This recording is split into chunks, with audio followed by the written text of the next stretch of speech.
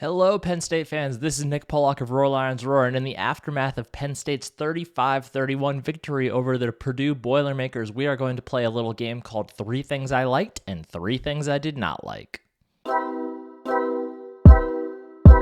Number 1, the final drive of the game. 8 plays, 80 yards. We had completion to Mitchell Tinsley for 8 yards, incomplete pass, completion to Keandre Lambert-Smith for 7 yards, Katron Allen run for 8 yards, pass to Mitchell Tinsley for 27 yards, pass to Kevon Lee for 5 yards, pass to Tyler Warren for 15 yards, pass to Kevon Lee, 10 yards, touchdown. That was an exciting drive, you know? That was the epitome of Sean Clifford to have that big interception, which we will get back to.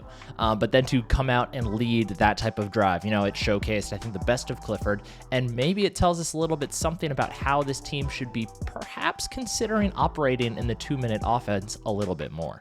Number 2, Joey Porter Jr. While he wasn't perfect against Purdue, far from it, he still ended with 8 tackles, 3 passes defended, a near pick 6, and a fumble recovery. This is the type of impact that we expect to see from a guy who many see as a potential first-round NFL draft pick next year. And while Purdue is a tough passing attack to go against, he showed why he's getting all this hype. Number 3, I like just getting a win in the opening week of the season on the road against a tough opponent in a tough situation. Ask Michigan State, ask Iowa, ask Ohio State. This is not a fun place to play. You don't want to play the Boilermakers at any point, especially week 1 in what looks to be like it could be a promising season for Penn State. So the fact that they were able to get out of West Lafayette with a W is huge.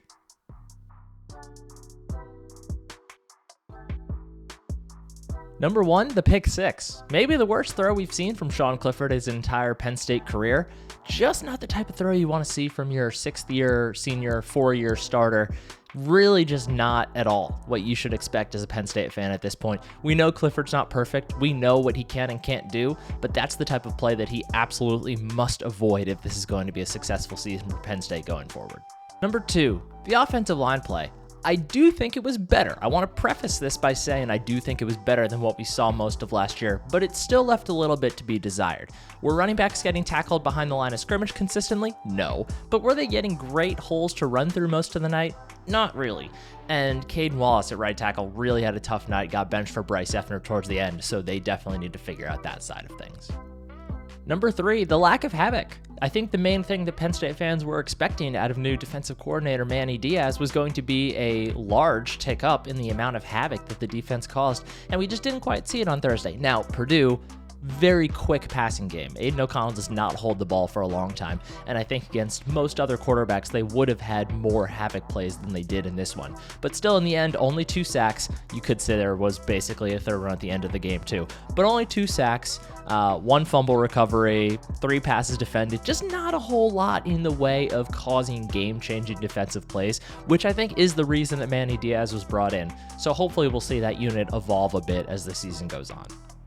In the end, was this a perfect game for Penn State? No, absolutely not. But it is a 35-31 win against a solid Big Ten team on the road to open the season at night in a tough environment.